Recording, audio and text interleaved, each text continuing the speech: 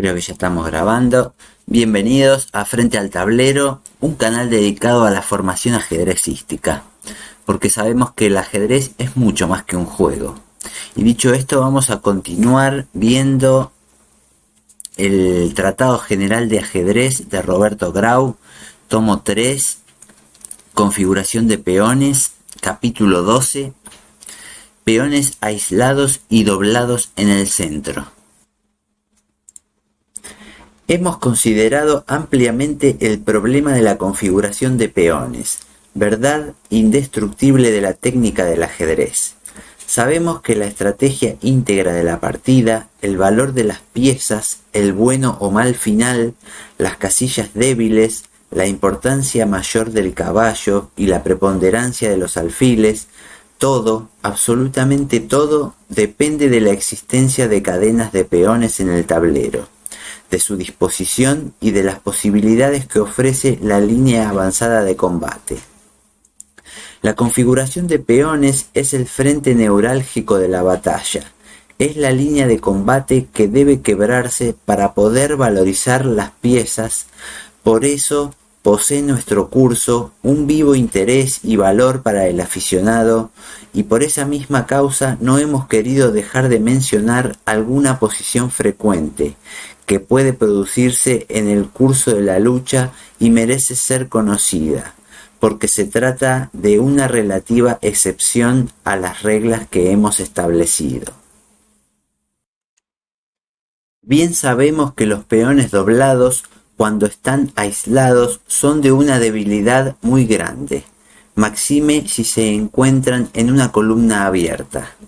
En este caso, siempre son la base de la derrota, ya que no hay forma de sostenerlos cómodamente ante la acción intensa y permanente de las torres que los hieren.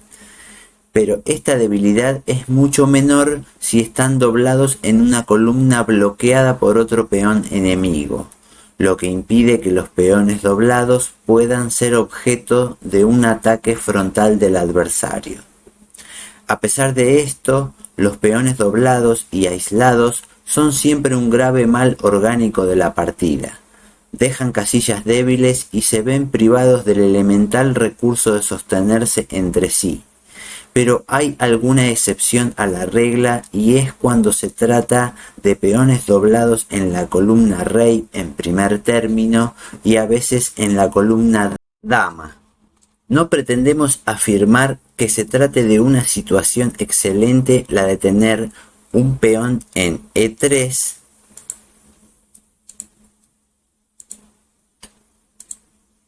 vamos a colocarlo para visualizarlo en E3 y otro en E4 aislados, pero sí nos atrevemos a sostener que cuando estos peones no están en una columna abierta, es decir, cuando el adversario tiene a su vez un peón en E5, vamos a poner el peón en E5, el dominio de las columnas abiertas laterales, especialmente la fiscalización de las casillas D5 y F5, suele compensar ampliamente en el medio juego la debilidad que pueda desprenderse de los peones así colocados. Peones doblados contra columnas abiertas.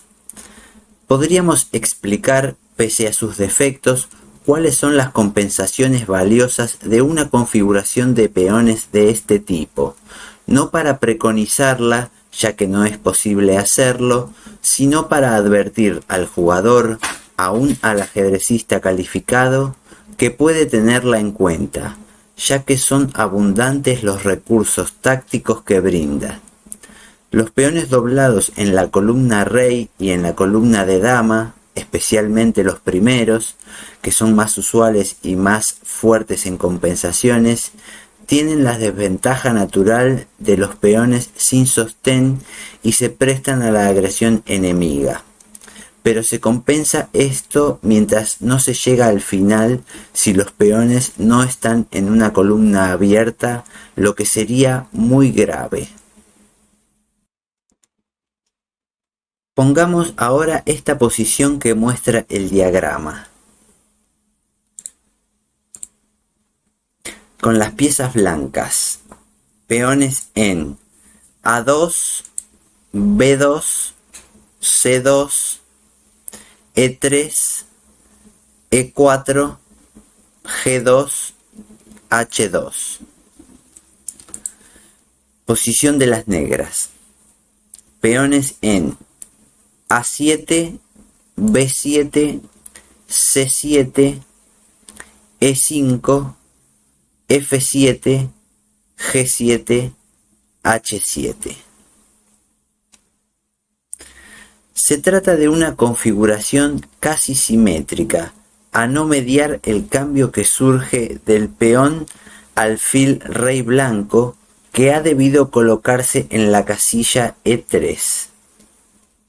Vamos a señalarlo. Los peones doblados ofrecen la debilidad natural de los mismos, pero que no es muy grave cuando hay tantos peones en el tablero que cubren las vías de acceso de las piezas sobre aquellos. Por otra parte, los peones doblados significan dos líneas abiertas, la D y la F, que es muy fuerte tácticamente por estar un peón adversario delante, especialmente la casilla de F5.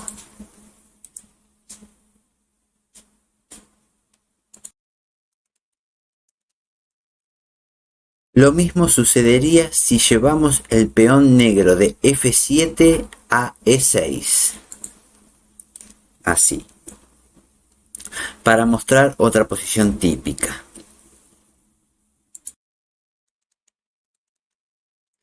En este caso, la casilla fuerte del blanco sería la de D5.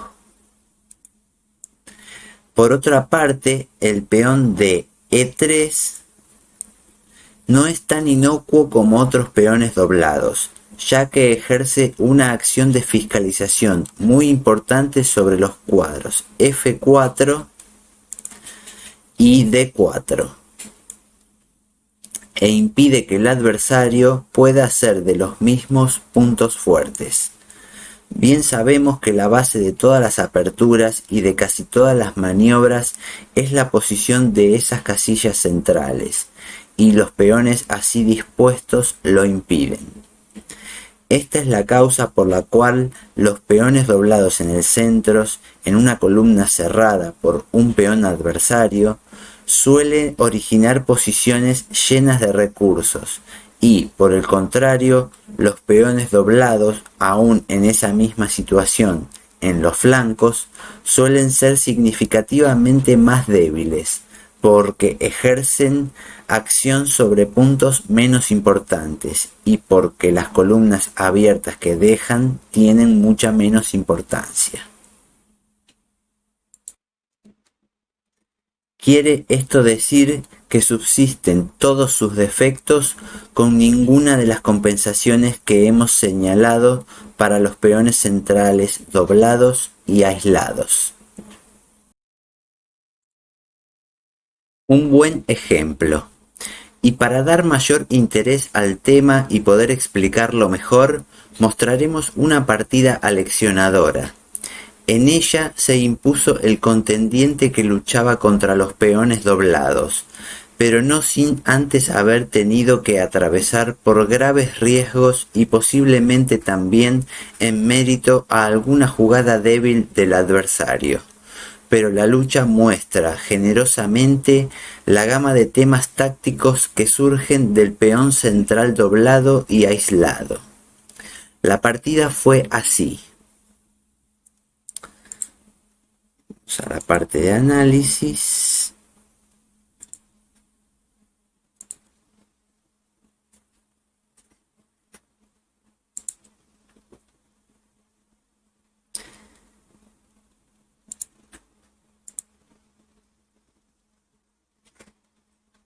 Bien.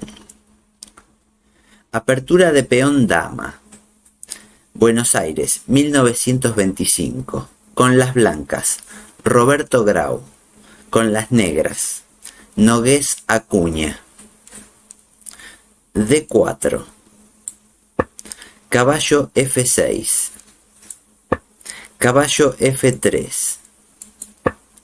D6. Caballo C3. Alfil G4. Las negras efectúan la jugada del texto guiadas por el propósito de eliminar el eficaz caballo de F3, para poder así avanzar el peón a E5 inmediatamente. Se trata de un plan defectuoso considerado desde el punto de vista exclusivamente estratégico, por cuanto cede el dominio de las casillas blancas al primer jugador, lo que puede ser una posibilidad de victoria. Las blancas continuaron con E4, E5. D por E5. Alfil por F3.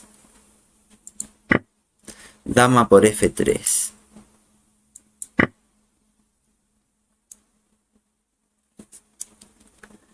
Mediante G por F3,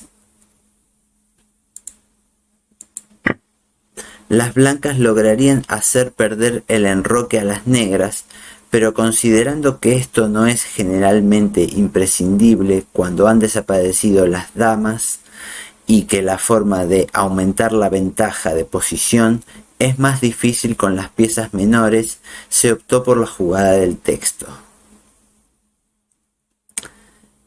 Por ejemplo, si D por E5, dama por dama, y las negras pierden el enroque. Además, la dama blanca está llamada a ejercer acción preponderante sobre el flanco rey enemigo.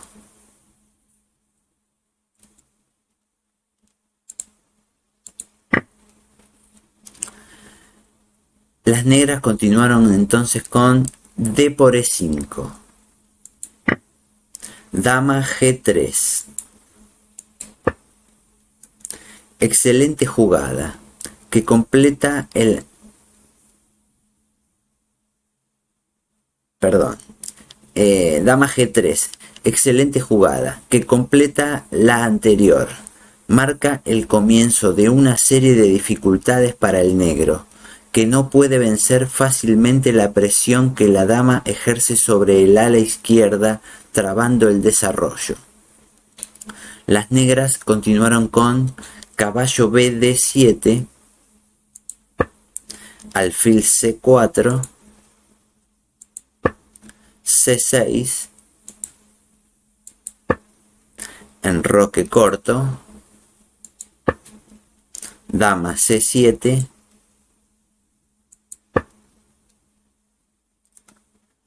si B5, seguiría entonces alfil B3, buena jugada, B4, caballo E2, caballo por E4, dama F3, caballo D F6, caballo G3. Buena jugada, con gran juego. Volvamos para atrás en la variante.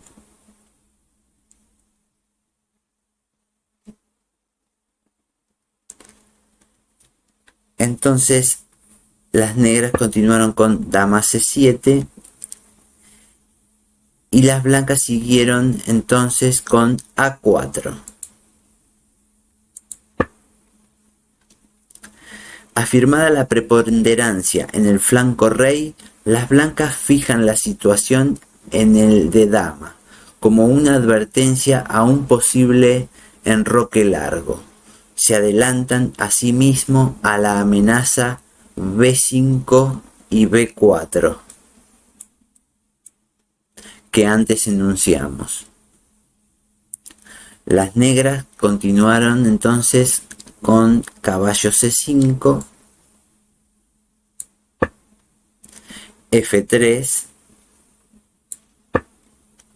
caballo E6. Por momentos se torna más incómoda la presión de la dama sobre la casilla G7. El plan de las negras responde únicamente al deseo de apoyar este sector, dando movilidad al alfil a costa de doblar peones centrales.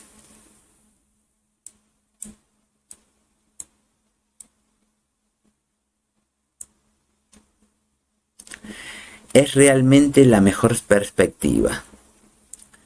Las blancas continuaron con alfil por E6, F por E6, alfil E3, alfil B4, dama F2. Con esta jugada se inicia una maniobra inspirada más por un proceso de lógica que de análisis. La dama ha terminado su misión en el flanco rey. Por efecto de su acción se ha logrado crear debilidades en la conformación de peones centrales del negro, y ahora hay que acentuarlas. Como establecimos en el comentario precedente, la desaparición de los alfiles que corren por cuadros blancos hace que las casillas de ese color estén indefensas. ¿Cuál es entonces la mejor casilla para la dama? C4, desde donde dominará un amplio sector del tablero y de la que no puede ser desalojada. En esta forma, las blancas se aseguran el dominio de los cuadros blancos más importantes.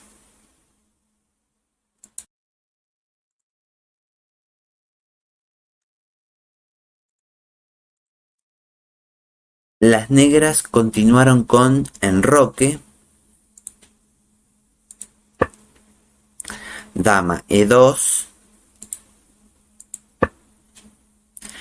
alfil por C3, B por C3, caballo H5. Con claro concepto de la situación, Nogués Acuña se decide a explotar el dominio que sobre la casilla F4 está ejerciendo el peón E5, depositando en ella todas sus esperanzas de compensaciones. Lo que sigue es muy interesante. El blanco siguió con dama C4, torre F6, torre FD1, dama F7. Contra la superioridad estratégica de las blancas en el centro y en el flanco dama, por la acción incontrarrestable de la dama y del alfil Las negras oponen una ofensiva en el flanco rey. Las blancas continuaron con torre D2, torre G6, rey H1, caballo F4, torre AD1, H5.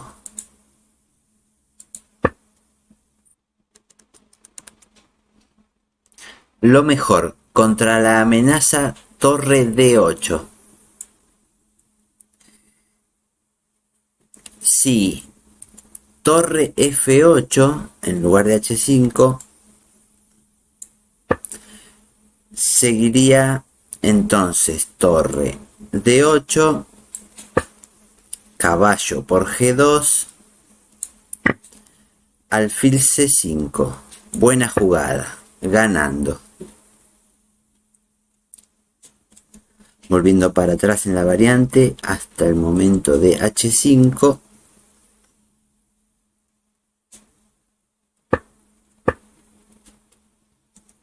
Las blancas continuaron con torre D7, caballo por G2. En la conciencia de que en un final estaría perdido por la acción preponderante de las torres en la columna abierta, señalamos acá, y sobre la séptima línea,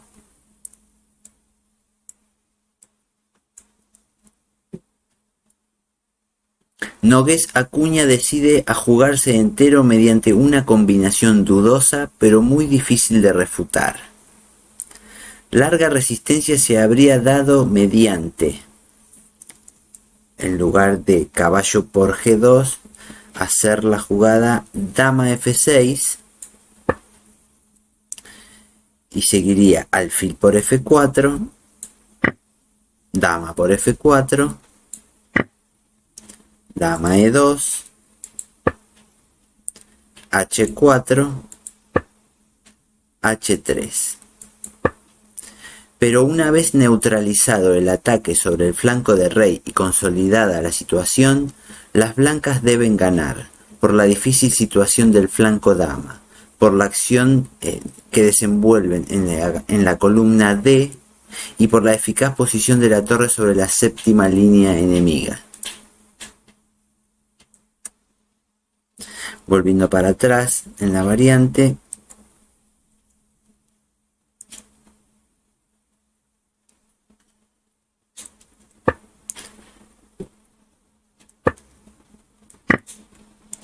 hasta el momento de caballo por G2, las blancas continuaron con torre por F7, caballo por E3,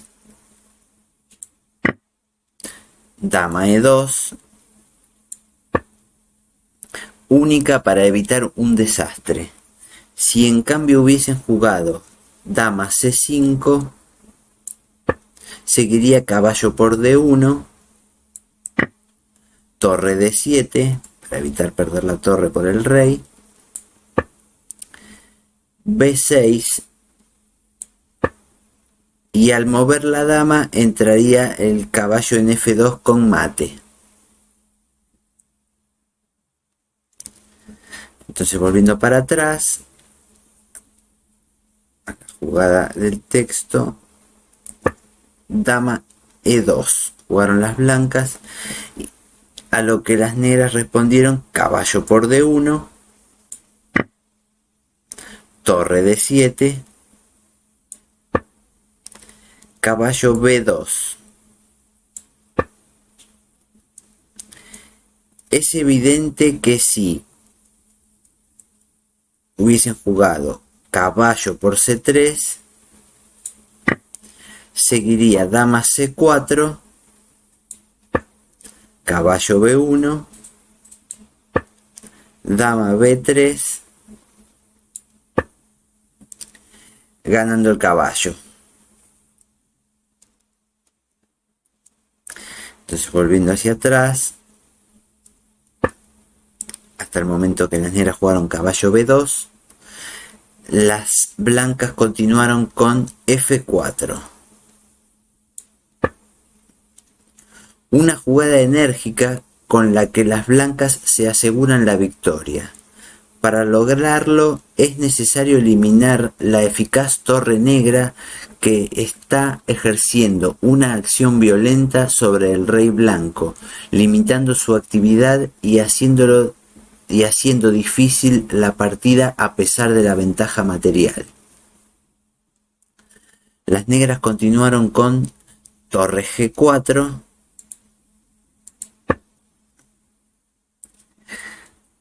Si hubiesen jugado en lugar de torre G4 E por F4, seguiría dama por H5, torre F6,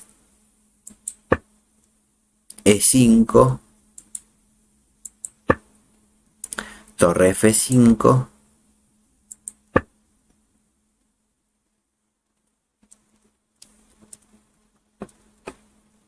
dama G6, etcétera.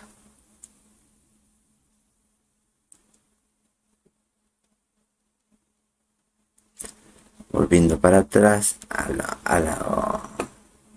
lo jugado en la partida, hasta el momento de torre G4, las blancas continuaron con torre por B7, caballo por A4, dama C4. Ahora es eficaz este plan, por cuanto la jugada de las blancas ha forzado a las negras a alejarse con la torre de la defensa sobre el peón de E6. Las negras continuaron con torre D8, dama por E6, jaque, rey H8, torre D7,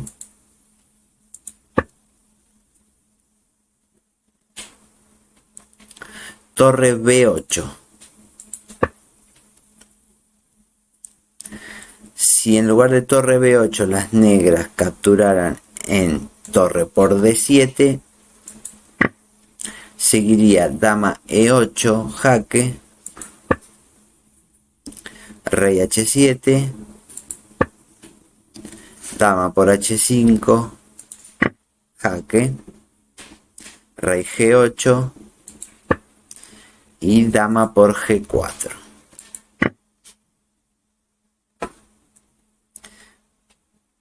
Volviendo a lo que fue la partida original,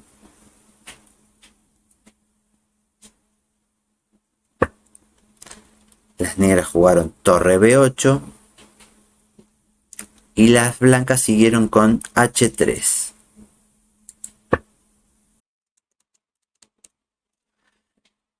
Y las negras abandonan. Si continuaría con torre por F4, seguiría dama por E5, etc. Las blancas han ganado, pero para hacerlo han debido jugar con mucha exactitud. Lograron apoderarse de la columna D, lo que no siempre es posible hacer, pero debieron soportar un ataque muy enérgico.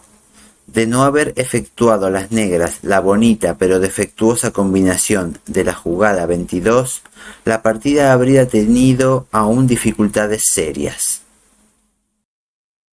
Hasta aquí hemos llegado con el estudio de hoy, así que nos vemos en la próxima entrega.